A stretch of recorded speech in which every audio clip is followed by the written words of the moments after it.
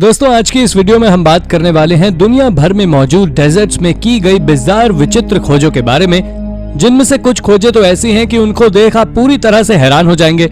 फिर चाहे वो एक छिपकली की तरह दिखने वाले लिस्ट्रोसॉरस के फॉसिल्स हों या फिर डेजर्ट के बीच से निकली नदी, ये खोजें वाकई आपको भौचक्का कर देंगी। तो चलिए शुरू करते हैं आज की इस मजेदार वीडियो को। Number 10, the Lystrosaurus. दोस्तों आज से लगभग 250 मिलियन साल पहले हमारी धरती पर कई ऐसे जानवर रहते थे जिनके बारे में हम बहुत कम जानते हैं, और ऐसा ही एक अनजाना एनिमल साउथ अफ्रीका में रहा करता था जिसे कि हम लिस्ट्रोसॉरस के नाम से जानते हैं। साथ ही इसे शवल लिजर्ड भी कहा जाता है और ये पर्मियन और ट्रियासिक एरियाज में रहते थे। ये देखने में बिल्कुल रेप्टाइल के जैसे दिखाई देते थे, लेकिन इन सभी में मैमल के जैसे फीचर्स मौजूद थे जिनकी लंबाई लगभग वाइल्ड हॉग के बराबर होती थी।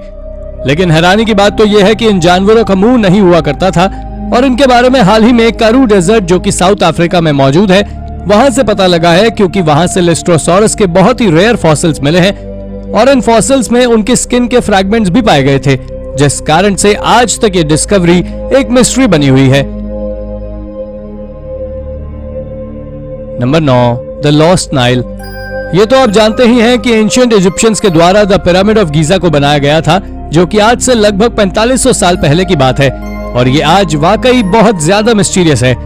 आपको बता दें कि उस समय इन डेजर्ट में नाइल रिवर की एक ब्रांच हुआ करती थी जो कि आज के समय में वहां पर एग्जिस्ट नहीं करती है।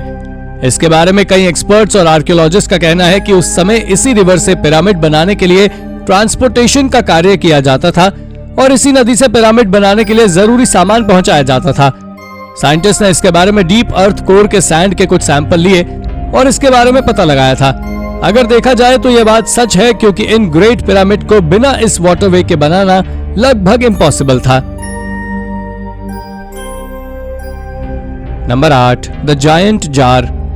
दोस्तों हाल ही में गाइगेंटिक सेरामिक पॉट के टुकड़ों को खोजा गया है जिन्हें एंशिएंट मुवेला सेटलमेंट से खोजा गया है, जो कि यूनाइटेड अरब एमिरेट्स की सबसे फेमस आर्कियोलॉजिकल साइट्स में से एक है।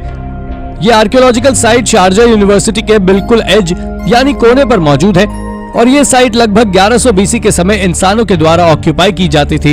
इस साइट को अरेबिया में मौजूद आयरन एज की बहुत ही ज्यादा इंपॉर्टेंट साइट माना जाता है। अगर हम इस गाइगेंटिक जार की बात करें तो ये बहुत ही ज्यादा बड़ा था, जो कि आसानी से किसी भी दरवाजे से नहीं निकल सकता था, और आज के समय ये gigantic jar Sharjah archaeological museum में रखा हुआ है। आपको बता दें कि ये जार 61 इंचेस ऊंचा है, जिसका डायमीटर 55 इंच का है, और ये आज तक एक मिस्ट्री बना हुआ है कि आखिर इसको किस काम में लिया जाता होगा। Number 7, the monstrous sea dragon. साल 2021 के अंत में पैलियोंटोलॉजिस्ट ने पेरुवियन डेजर्ट में एक मॉन्स्ट्रस सी ड्रैगन्स के फॉसिल्स को खोजा था, जो कि सच में बहुत ही ज्यादा मिस्टीरियस है। आपको बता दें कि कई साइंटिस्ट के अनुसार ये सी ड्रैगन आज से लगभग 36 मिलियन साल पहले धरती पर रहा करते थे, और साइंटिस्ट ने इस सी ड्रैगन को बेसिलोसॉरस नाम दिया है। मगर आप जानकर चौंक जाने वाले हैं कि आज से मिलियंस ऑफ ईयर्स पहले ये जगह पूरी तरह पानी से भरी हुई थी, और इस पानी में हर प्रकार के सी मैमल्स रहते थे, और ये बेसिलोसॉरस भी उन्हीं में से एक है जो अपने पावरफुल जॉज और नुकीले दांत की मदद से बड़े से बड़ा या मोटे से मोटा सी क्रीचर आसानी से खा लेते थे। कई साइंटिस्ट ने इस मैमल की हाइट का अंदाजा लगाया था और बताया कि यह लगभग 55 फीट लंबा हुआ करता था। तब तो आप इसके खतरनाक होने के बारे में अंदाजा लगा ही सकते हैं। Number 6, the fortresses of Khorezm. यह खोज हाल ही में एक एंशिएंट टेरिटरी ऑफ कोरेसम से की गई है, जो कि उज़्बेकिस्तान कंट्री में मौजूद है। यहाँ पर बहुत से ऐसे फोर्ट्रेसेस मिले हैं जिन्हें कि आज से लगभग 2500 साल पहले बनाया गया था, और इन पर 13वीं सेंचुरी तक लोग रहते आए हैं। लेकिन फिर यहाँ पर गंगेज खान ने हमला कर दिया और हर जगह पर बने फोर्ट्रेसेस को पूरी तरह तबाह कर दिया, और तब इन्हें लोगों के द्वारा खाली कर दिया गया था। पर इस सब के बाद भी कई फोर्ट्रेसेस आज तक इस डेजर्ट में बहुत अच्छी कंडीशन में मौजूद हैं, और ये बहुत सालों से जैसे के तैसे ही खड़े हुए हैं, जो कि धीरे धीरे मेल्ट होते जा रहे हैं। इन बिल्डिंग्स की देखरेख के लिए कोई भी सिक्योरिटी मौजूद नहीं है, और ना ही यहाँ पर कोई एंट्री फीस लगती है, पर यहाँ पर टूरिस्ट जाना पसंद भी नहीं करते हैं। हालांकि अगर आप चाहें तो आप भी इस डेजर्ट में बिना किसी परमिशन के घूम सकते हैं और इस जगह का लुत्फ उठा सकते हैं। Number 5, the Rosetta stone. दोस्तों जुलाई 1799 में एक फ्रेंच मिलिट्री इंजीनियर जो कि नेपोलियन बोनापार्टिस आर्मी में था, उसके द्वारा एक डिस्कवरी की गई थी जिसने कि पूरी दुनिया को हिला के रख दिया था। असल में नेपोलियन जो कि पूरी दुनिया अपने कब्जे में करना चाहता था और पूरी दुनिया पर अपना राज स्थापित करना चाहता था, उसी के एक कमांडर पियर फ्रैंकोइस वाशर्ड ने नाइल डेल्टा के पास ही एक डेजर्ट टाउन से रोसेटा में एक ऑब्जेक्ट को खोजा। ये कोई आम ऑब्जेक्ट नहीं था, बल्कि बहुत ही ज्यादा important ancient Egyptian bilingual text था।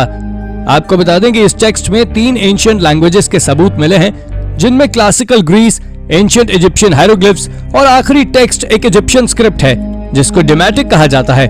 और ये इन तीनों टेक्स्ट से मिलकर बना है और रिसर्च से पता चला है कि ये तीनों टेक्स्ट किसी एक ही बात को बताते हैं।